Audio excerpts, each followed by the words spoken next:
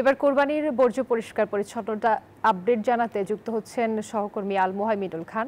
তিনি আছেন new market এলাকায়। মোহাইমিন, ৫ ঘন্টায় কতটা বর্জ্য অপসারণ করতে পেরেছে নিউ মার্কেট এলাকার সিটি কর্পোরেশন কর্তৃপক্ষ?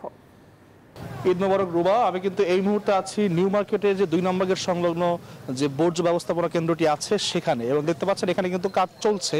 এবং আমরা যখন আসলে বিকেলের দিকে এসেছি তখন থেকে দেখেছি এখানে কিন্তু বেশ জোরে সোরে এক্সকেভেটর থেকে শুরু করে বড় বড় লরিতে করে কিন্তু ঢাকার বিভিন্ন প্রান্ত থেকে ময়লাগুলো এখানে আনা হচ্ছিল।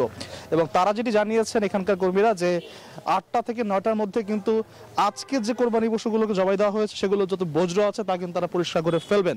এবং একটি বড় বিষয় হচ্ছে তারা বলছেন যে বজ্রগুলো রাখার জন্য যে ব্যাগগুলো দেওয়া হয়েছে সিটি কর্পোরেশন থেকে, বেশিরভাগ মানুষই কিন্তু সেই ব্যাগগুলো ব্যবহার করছেন না।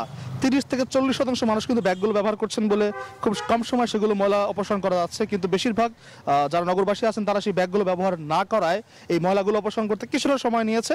তবে তারা রাত ৮টা বা ৯টার মধ্যে বলেছেন সব ময়লাগুলো পরিষ্কার করে ফেলবেন। এক্ষেত্রে কিছু কিছু কেন্দ্রে আমরা অভিযোগ পেয়েছি যে সিটি কর্পোরেশন থেকে প্রয়োজনীয় ব্লিচিংগুলো দেওয়া হয়নি, ফলে নিজস্ব অর্থায়নে কিন্তু ঠিকাদারি প্রতিষ্ঠানগুলো এগুলো ব্যবস্থা করেছে। তবে তারা বলছেন যে প্রতিশ্রুত সময় আছে, তার কাছাকাছি সময়ের মধ্যেই তারা নগরের সমস্ত বর্জ্যগুলো পরিষ্কার করে ফেলবেন। এবং তারা যেটি বলছেন যে মহানগরের মানুষগুলো যদি আরো সহযোগিতা করে তবে কিন্তু এই বর্জ্যগুলো আরো দ্রুত ব্যবস্থাপনা করা সম্ভব। এবং যারা আশপাশের মানুষ আছেন তারা বলছেন যে এখন আসলে দেখার বিষয় যে কত দ্রুত ঢাকার এই আবর্জনাগুলো পরিষ্কার করা যায়।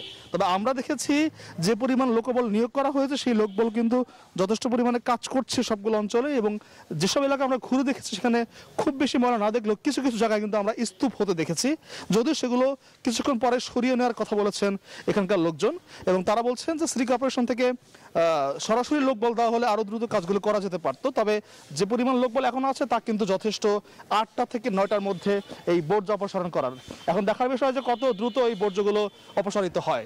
তো এখান থেকে এই ছিল আমার কাছে সর্বশেষ তথ্য। রুবা, ধন্যবাদ আপনাকে। মোহাইমিনুল, আপনাকে ধন্যবাদ। জীবনে প্রতিদিন প্রতি মুহূর্তে জীবাণুমুক্ত থাকার কন্ট্রোল হাতে রাখি বলেই আমরা নিশ্চিন্ত। সাভলন, জীবাণুমুক্ত প্রতিদিন।